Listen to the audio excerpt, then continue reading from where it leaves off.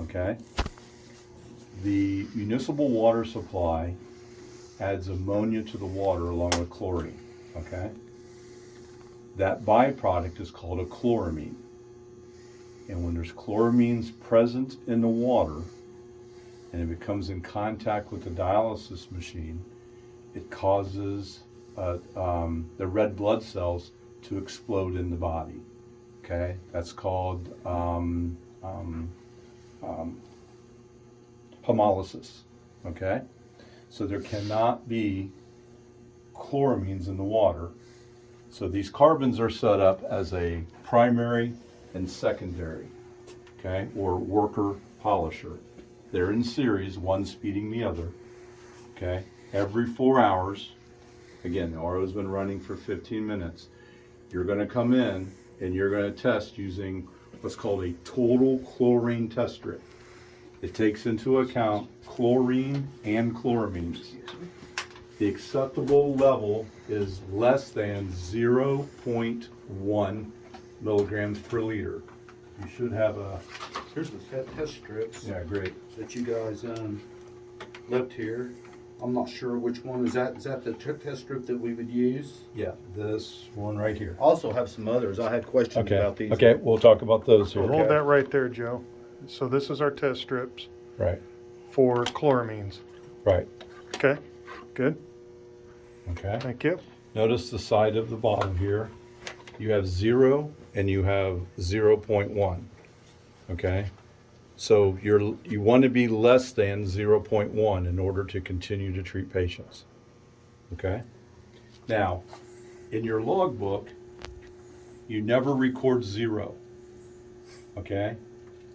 The Medicare inspectors, basically, a test strip isn't accurate to basically 0. So what you want to write in your logbook is less than 0.1. Write it out, okay? Just don't put 0 in there. The inspector will ding you for that, okay? Now, so you're going to test the worker every 4 hours, okay? If the worker ever tests positive, it's okay to continue to run patients as long as the polisher is testing less than 0.1. Okay. But you got to get that carbon changed as quick as possible, by rule within 72 hours. So it's the wonder twin powers that determines Right. whether or not we can treat patients. Correct. So if the initial carbon tank If the doesn't, That's the the primary, If the primary is exhausted, yeah, okay, then it's the polisher we go Right. by. so every 4 hours you're testing the primary. Mm-hmm. Now you're going every 30 minutes and testing the secondary if the primary is positive. And that's what we tested. Okay, you can test over here. Right, Primary, secondary, and then salter. right. Okay. Let these sample ports run for about 2 minutes before you take a sample, because you've got those 6 to 8 foot lines holding water. Okay, so make sure it rinses out pretty well. There's instructions here on how to pull the sample. Okay. Okay? So just to recap, when the RO's been running for 15 minutes every morning, then you'll come in and take your primary reading and go ahead and take your secondary reading, okay? Log those in your book and you're gonna write less than 0.1.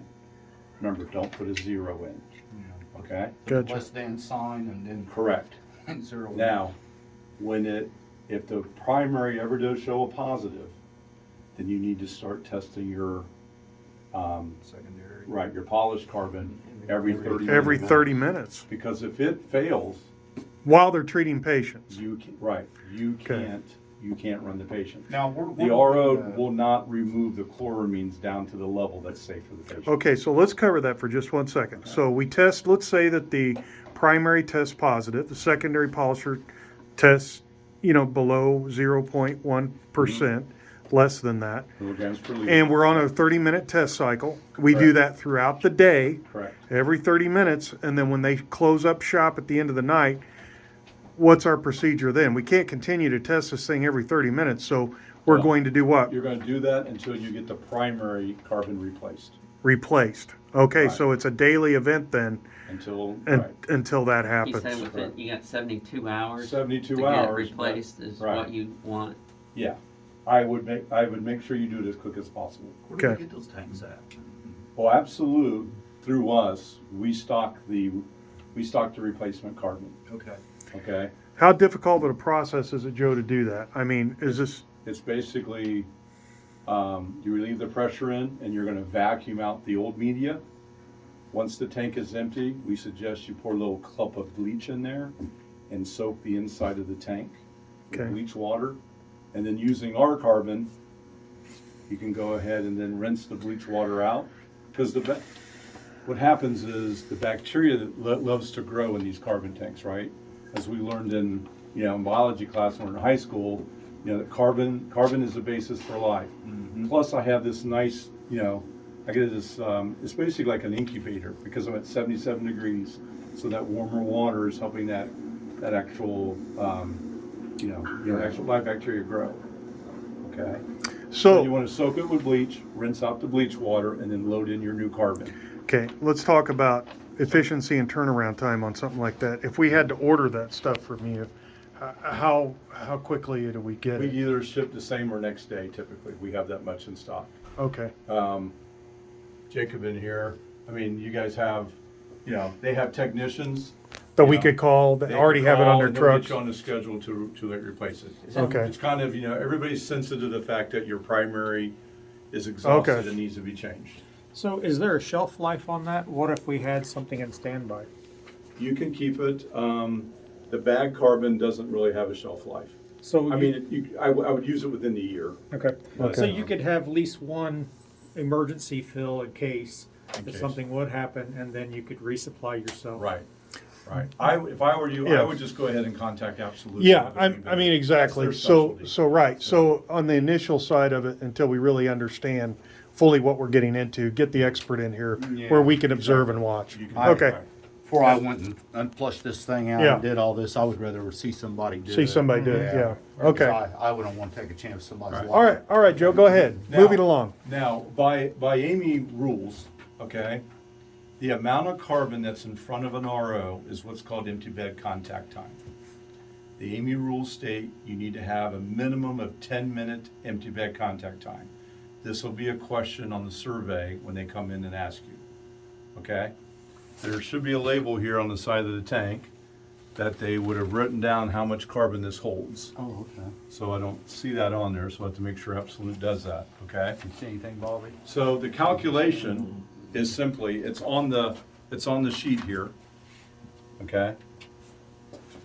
But the calculation is you take your product water flow rate and your reject flow rate of the RO. Those two numbers together is your feed flow. Okay, don't worry about recirc, only product and reject. Okay, this is, pick an example. This is a 3 membrane unit, so this one's probably flowing about 3.5 to 4 gallons a minute. So I add the product and the reject together. Let's just say it's 7, right? Then I'm going to multiply it by 10 for 10 minutes. So 70 gallons of water is coming through this RO every 10 minutes, right? So that's how many gallons.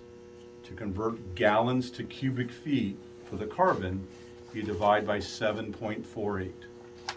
If I do that,